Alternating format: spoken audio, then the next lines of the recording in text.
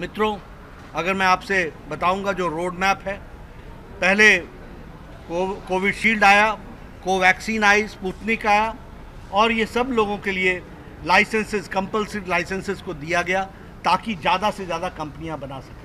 आज बड़ी मात्रा में कंपनीज, 12 कंपनी, आगे चल कर के 17 कंपनीज इस वैक्सीन को बनाएंगी और इसका रोड मैप इसी तरीके से बनाया गया है।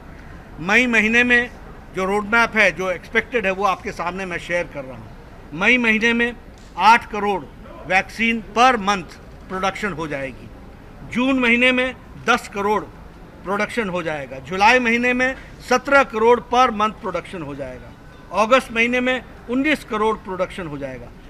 सितंबर महीने में 42 करोड़ पर मंथ डोजेज होंगी और नवंबर महीने में 56 करोड़ डोजेज बनेंगी और दिसंबर महीने में 59 करोड़ पर मंथ डोजेज बनेंगी। इसको टोटल कर दिया जाए तो 257 करोड़ डोजेज बाय दिसंबर भारत के पास होगा।